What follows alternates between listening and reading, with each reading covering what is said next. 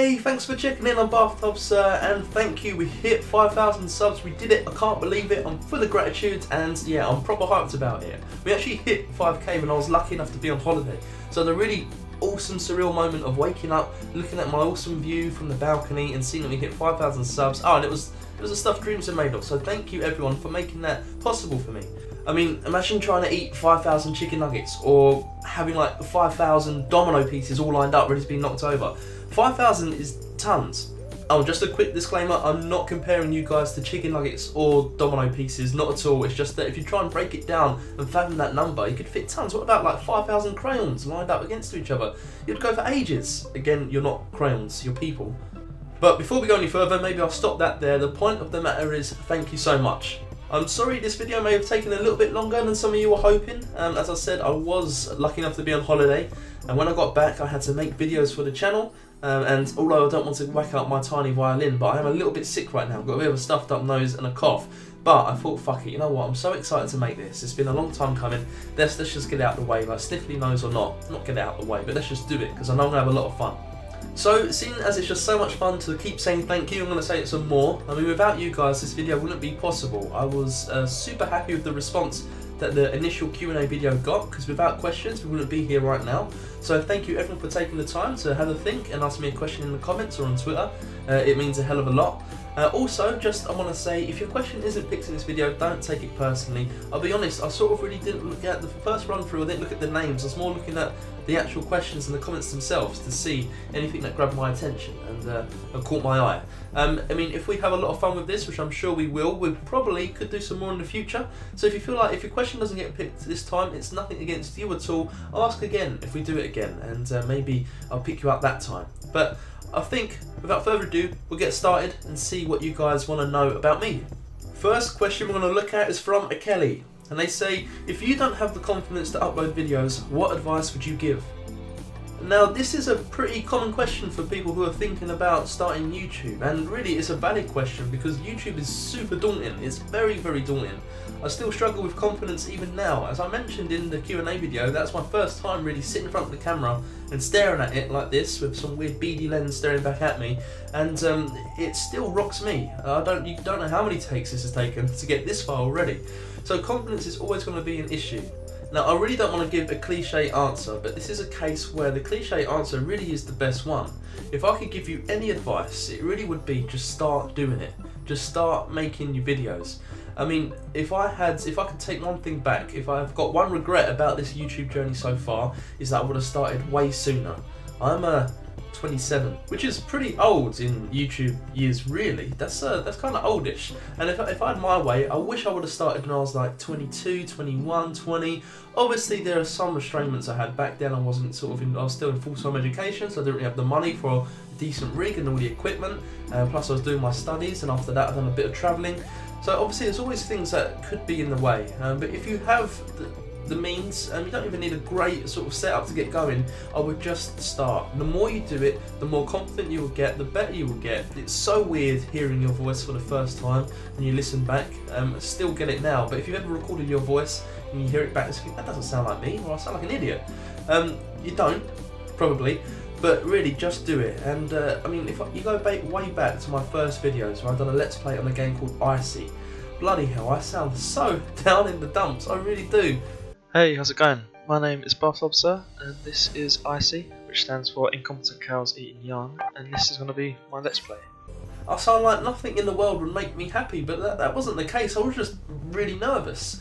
But I mean, I hope that's a bit decent advice to Kelly. Just go for it, man. Just start making it. You ain't got to even put them on YouTube. Just start recording. Get used to being in front of the camera, hearing yourself talk and stuff like that. And I mean, seriously, it will breed confidence, and you'll be looking back and thinking, wow, I wish I started this sooner. Next question is from Awesome Raptor 14, and they ask, why are you so happy in general? What do you mean, so happy in general? Seriously though, this question caught me by surprise because I was proper shocked to think that someone would have like that sort of viewpoint of me, because I don't feel like I'm happy in general at all. And then I thought about it a bit more, and really, when you boil it down, it's obvious to me. The reason you probably think I'm so happy in general is because I'm happiest when I'm doing YouTube videos or live streams. That's as far as it goes. I'm super happy when I'm doing this stuff because I love it. I enjoy it so much. if you catch me on a Monday morning at work or stuck in traffic on the way in, oh my god, I'm literally the most unhappiest person you could ever meet. I'm like a human embodiment of Eeyore from Winnie the Pooh. I'm just so down in the dumps. But I mean, I'm really, really happy that you think I'm happy, and maybe we can all be happy together. So it sounds a bit too happy there. But no, seriously, I just love doing the live streams and the videos. That's all there is to it. Mr. Camilla, okay, she asks, what drives you to do YouTube and doing it so consistent? Also, what is your worst fear? Now Camilla, I am going to get to your answers in just a second, but before we do that, I just want to give you a quick shout out. You've been such an awesome supporter of the channel for so long, and I'm really honestly so proud of what you're doing in the Jacksepticeye community. I see your edits on Twitter all the time. Obviously you've got some really successful videos on your channels, and just really cool, good fun, wholehearted edits of Jacksepticeye. If anyone's a fan of Jacksepticeye, I would really encourage you to give Camilla a follow on YouTube or on Twitter and a sub on YouTube, because she just makes the funniest little edits of footage from Jacksepticeye, and she's making some waves in this community. She seems like they're really popular. She gets loads of likes, loads of comments. She's even been reached out by the man himself a few times, and it's just great to see. It really is. So without sort of trying to kiss your ass too much, good shit, Camilla. What you're doing is amazing. Keep it up. Right, now for your question, what drives you to do YouTube and doing it so consistent? Without trying to get too down in the dumps here, too depressive, or without giving too much away, I do a pretty mundane 9 to 5 job 5 days a week, and to be honest, the thought of me doing that for the rest of my life is terrifying. Some people, it's totally fine and good on them. If that's what they're happy with, there is no problem with that at all. But the thought of me having to do like a terrible commute, just sit down in front of a desk all day doing stuff that I don't really care about, I mean, it terrifies me. I really don't want that to be the majority of my life. I mean, you thought school felt like a long period of your life. Just imagine doing the same job for 40, 50 years. And I think it's terribly hard for me to sort of move on out of that at the moment. And I see YouTube as a great outlet, an opportunity for me to maybe make some change. Now, I'm a bit of a realist or a cynic, depends what way you look at it, but I'm totally prepared for this maybe to never get further than just a very passionate hobby, and I'm fine with that, I really am. But the reason why I've uploaded a video every day since I started back in December 2016, try and never miss an upload, and I live stream whenever I can, is because I'm so willing to break out of that monotonous working life I'm currently in, and I'd give anything to be lucky enough to make this my full-time work. What is your worst fear? Oh, okay, I do have a worst fear. I told Gemma about this actually when this question was asked, and the reaction I got from her was peculiar to say the least. So I'm a little bit worried about sharing it with you guys. But my worst fear, or at least one of them, is swallowing a bee and having it sting you inside your mouth or in your throat.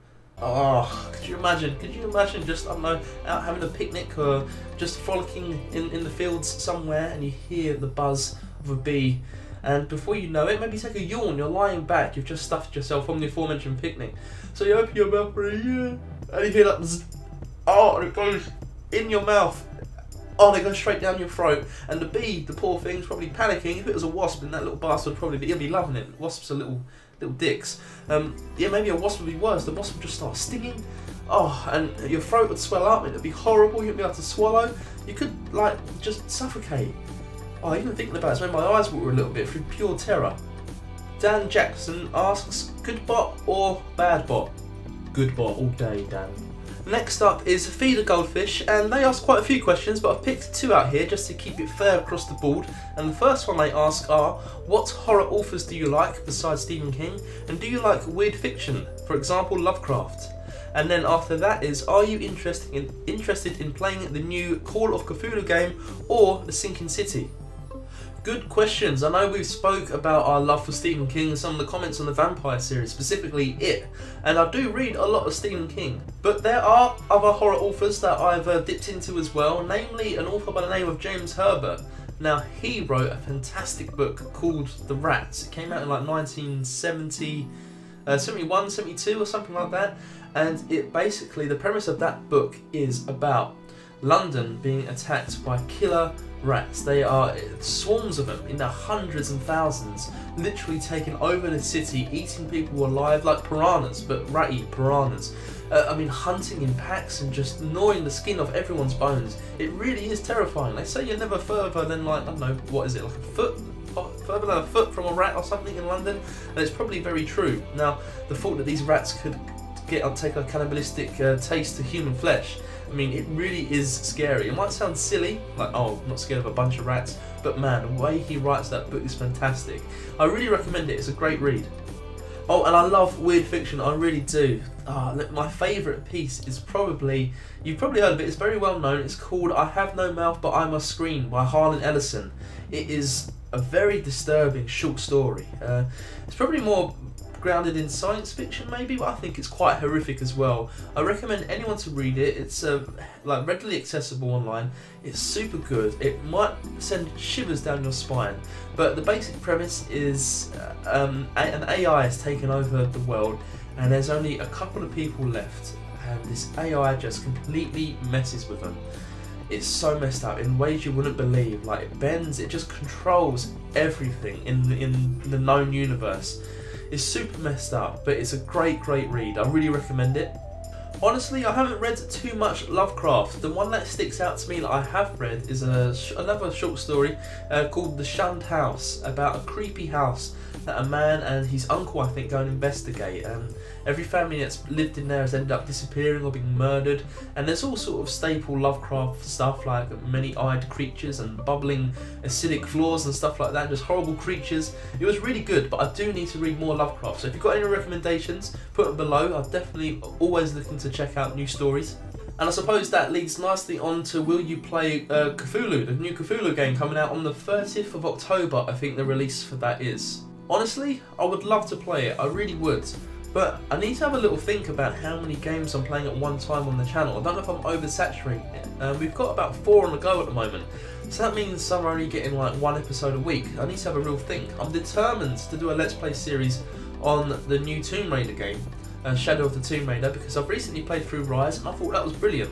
And it's all good to go. I've got it downloading, and I just need to find the time to start recording it. I know it's a little bit late now in sort of YouTube timeline. The game came out about 3 weeks ago, so I've already missed the boat, but I still just want to do a series on it because it's a nice single player focused game and I think it worked good on the channel. But if we do start a series on that, that's only gives like a month of videos until we do Call of Cthulhu. I mean, I'll have to think about it. I really would like to play it, but I don't want to promise. In regards to The Sinking City, I would definitely play that, I think, because that's not out until 2019. So we've got plenty of time to prepare, try and make space for it. I think that looks like a lot of fun. The trailers released so far look so awesomely trippy. I mean, I think it could be really scary. Don't know how sim it's going to be, but obviously Subnautica has some terrific, horrifying elements of the deep sea. So, I mean, could it be a similar vibe here? I know you're not deep in the ocean in The Sinking City, but like the life that lives in the sea can be very scary sometimes. Am I making sense here? I'm just talking about squids and stuff like that. But yeah, it looks to be brilliant.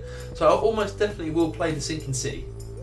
Now, after their attempt to scam me, Gaming Forever asks, if you could collab with someone, who would it be? Now, I have 2 dream collaborations, and they both come in the form of sort of live stream-esque long-form gameplays. I would love to feature on one day the Northern Lion Super Show, the NLSS, with Northern Lion himself and the gang. I love that dude. I love his Isaac videos. I love his never-ending deep knowledge of pop culture references, how he knows the date of sort of every obscure single released, and he knows tons about films, and it makes some great conversation, great humour. I love all of them guys, like Bear Taffy, Rockley Smile, and all their take on just current events. I think it'd be a great laugh to play some games with them for a few hours and just shoot the shit. Now, my other dream collaboration would definitely, without a shadow of a doubt, be to be asked on the Corruptional podcast, fronted by Jenna Bain, featuring Jesse Cox and Dodger. I absolutely love Jesse Cox. It's one of my favourite YouTubers, and I love that podcast. I've been listening to it for years. I think it's brilliant. It's great just to have on in the background while I'm like playing some games. I love just the topics of discussion and what the guys have been playing. I'd be honoured to ever feature on that, so that would definitely be up there, top of my list for a dream collaboration. Our next question is from Lucas Costantini, but I know him more affectionately as Goomba. Hello Goomba, how you doing, man? And you ask, what is your favourite moment in a video game history? This was a cool question because it is a little bit different than maybe the standard what is your favourite game ever, and it really made me think. I don't know if I could boil it down to a favourite in history. Plenty sprung to mind, but I will tell you about the one that maybe jumped in my head first of all, and so maybe that by de facto constitutes as my favourite. But the first thing that came into my mind that I thought, whoa, this is crazy, this is immense, I'm loving this, I've never felt anything like this or seen this in a game done before, was when I played through Red Dead Redemption and you first make it into Mexico. Now after a ferocious firefight, as you're like on a raft going down a river, you manage to make it across the border and you make it into Mexico as John Marston, as you jump back and hop back on the saddle and trot your way into this newfound land. A song just kicks into motion, and I wasn't expecting it. It came way out of left field. It hadn't been done earlier in the game, but there's a song which I now know is called, what is it called here? I've got it written down somewhere. It's called Far Away by Jose Gonzalez, and it just took me aback. And before, I remember I was sprinting on my horse, but as soon as the music kicked in, I slowed down right to a trot, and I looked around, all the new scenery, all like the red dusty desert and the mountains and stuff. I thought, shit, this is a real moment here. I've never experienced music used in the game that way. Music for me was always, especially lyrical music, not like just like background music. There's always saved for like end credits or cutscenes or something like that. But to be in real time and played alongside your actions, it was just hugely impressive, and it created such a grand moment. So that might be one of my favourite moments in video game history. Okay, Jacksepticeye, you ask, what was the funniest thing you got told off for? Now, Jack, if that is your real name, I'm going to level with you here. I'm going to open up a bit. I'm going to tell you about an embarrassing story which got me into trouble years and years ago. How old am I now? What, 27? So I reckon this was a good 20, 21 years ago. I reckon I was about 6 maybe. But when I was growing up, at some point, I learned about the word fuck. Now, fuck is a great swear word, it really is. It's so satisfying to say. Just the way you can make it click in the back of your throat, the fuck. It's a great swear word, it's brilliant. It can be used in all manner of situations that gets the point across. Now, being a kid, obviously, I'm not allowed to say this word, but I would repeat it in my head quite a lot. This is making me sound very unhinged. But you could say it in your head and no one would find out, and that'd be fine, but you couldn't get the physical feedback of the k, and that's what I really wanted. So I remember, using kid logic, I hatched up a brilliant plan. One day, I went down the bottom of my stairs and I went to the corner of 2 walls. You know when they meet in a point? I don't know how. A corner of a wall. Does this make sense here? There we go, you see what I mean? 2 walls meet and I'm in the corner there. Imagine little young Bathtub Sir in the corner. And for some reason, I buried my face right in that corner and thinking, no one can see me here. I'm perfectly hidden. I'm like a chameleon, a little baby chameleon with an urge to swear. And so, thinking I was going to get away with this scot-free, hidden, I let out a tiny little fuck. And it felt good, and I wanted to do it again. So, I buried my face deeper into the crevice of these 2 walls, had a quick look around, and I took another chance. Fuck. And I did it again. Fuck. And, well, from that point on, there was no going back. I was hooked. Before I knew it, I was going, fuck. Literally, it must have been the most absurd scene you ever could have walked in on. And unfortunately, my mum did. She must have known something was up, as she heard tiny little yells of obscenities from the kitchen or something like that. I was screaming my head off. I was like, fuck! Going absolutely mad. I was in complete euphoria from this stupid swear word. And looking back on it now, she said she was trying her hardest not to laugh. But she saw me just buried my head in the corner, swearing like a sailor. She grabbed me by the shoulder. She was like, "What are you doing?" Oh my god, I absolutely shit myself. Just like that, the high was gone. I crumbled, I sank to my knees. I was like, "I'm so sorry, I just wanted to swear." I got sent up to my room and I was in absolute tatters. But my mum said as soon as she sent me up, she just burst out laughing. She couldn't help it. It was the weirdest thing. They must have been so worried for me back then. But yeah, that was the funniest thing I think I've ever got told off for. Saying fuck countlessly in the corner of a room. Oh, this guy asks, who designs those amazing thumbnails?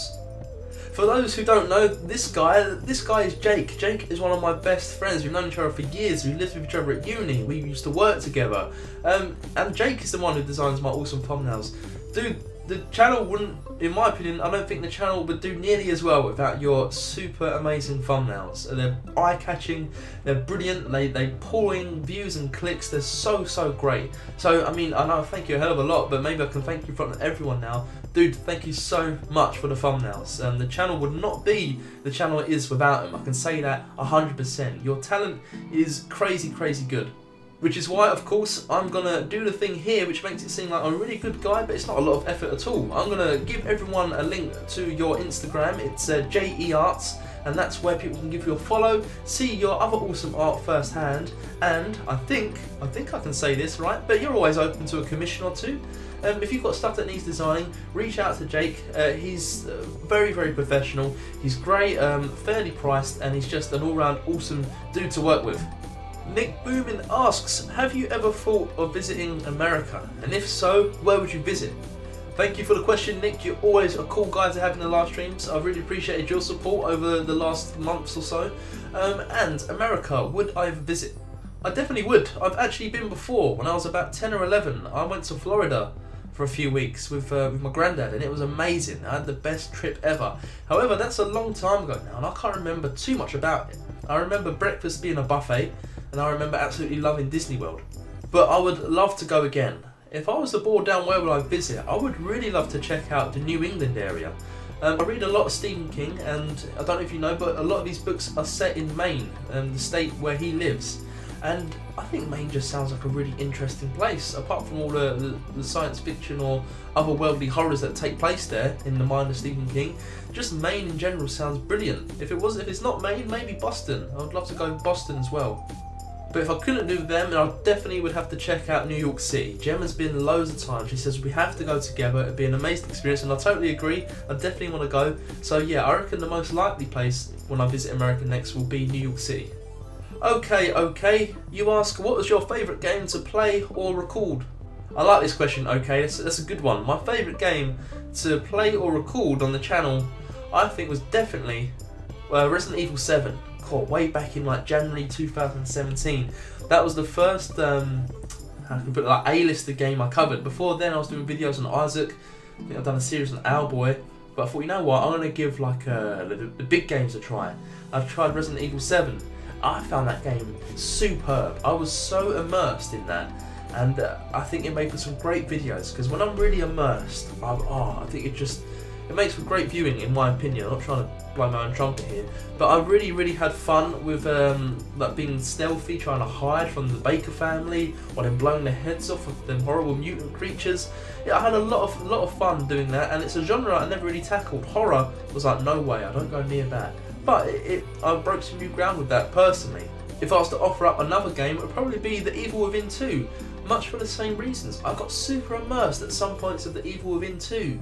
I played, that game's quite good in the survival aspects, I thought. Ammo is fairly hard to come by, so you've got to go stealthy. Sometimes you've got to avoid fights, and sometimes you've got to take the long way round, and I was engrossed at times like that, making every shot count. That is my shit. I love that. So I really enjoyed that series as well. Hello, Robobin. She asks, what kind of job could you see yourself having in a post-apocalyptic world? Well, first off, damn you for making me try and say apocalyptic on the video. I'm terrible at some pronunciations, but it's a very interesting question. I'm just worried I'm going to give you a bit of a boring answer, because thinking about it, something I would love to do if, God forbid, the world did become post-apocalyptic, you lost everyone you love and you're uprooted from your home and everything's a fight for survival. If that happened, I think I would like to be a courier. Have you ever played Fallout New Vegas and you play the role of the courier trying to deliver a package? I think I would love that. You get to see the sights, you get to stay active, fit and healthy, get to meet new people all the time. Obviously, on the flip side, you could be in constant danger. You don't know what sort of mutants you could run into in this post-apocalyptic world. That's bearing in mind there are dangers, or it could just be a barren wasteland. But regardless, I think being a courier in a post-apocalyptic world would suit me down to a T. The Torn 1988 asks, Tubbs, you ever think of playing with subs or Discord people? I'd love to have a game with you. Hello Torn, thanks for asking the question, mate. I really would. I have no problem playing with subs or people from the Discord at all. I really don't. There's a few things, we've done it in the past, I used to do it a lot. I've got plenty of unlisted Fortnite videos on the channel that I never published because I didn't want to saturate my sub feed. But there's plenty of times where I've played Fortnite with people in chat and stuff, and I did kind of start stopping it for a couple of reasons. One was, at the moment I only really have time to stream twice a week. That's Wednesdays and Sundays, I'm sure you know. And now with that, I want to make the most of that time. I don't want any downtime. I want to get as many games as possible because my time to stream is so limited. And what I was starting to find is that there would be a lot of sort of waiting around, as we would wait for one person to play their game and finish and wait for the other person to load up and come in. There'd be a lot of having to add them on whatever friends list you need, and it was a lot of me just sort of like this. And I was like, shit, well I've only got like half hour left of the stream, we're going to get 2 games in or something like that. And it's no one's fault, but I just like it to be a bit more slicker. So I've mentioned this idea before and I've toyed with it, and nothing is set in concrete, so I'm sorry, but eventually I would love to add up the streaming days that we do a week, at least one more. If I had it my way, if I didn't have to work, I would stream like 4 or 5 times a week, no problem. I would love that.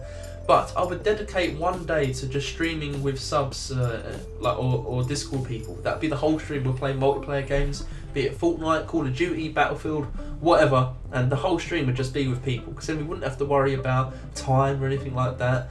So I'm totally open to it, but at the moment it's still a bit of a no, because I also want to get through plenty of single player games. We've got Spider-Man, we're playing Monster Hunter World, which is multiplayer, but we're going to do Red Dead Redemption 2 soon. I'd like to do the new Assassin's Creed, so there's tons of open world single player games that I'd also like to live stream. Really, I suppose if you want a short answer, yes I would play with people in a heartbeat, but it comes down to time. And finally, we're going to leave the last question to the man himself, Big Zig Ziggy H. If you could have one superpower, what would it be? So when I first read this question, straight away I thought, easy, I want to be Spider-Man. That's what I want to be, that would be my superpower. But I don't know if that really falls in line with what he's asking. Does Spider-Man have multiple superpowers? I mean, he has like superhuman strength, he can stick to walls. Obviously the web stuff is stuff he makes himself, so I'll be buggered there because I haven't got the brain capacity to make that, unless we're going for Tobey Maguire Spider-Man, and that is part of his power. But are they all like multiple powers that make up one superhero, you know?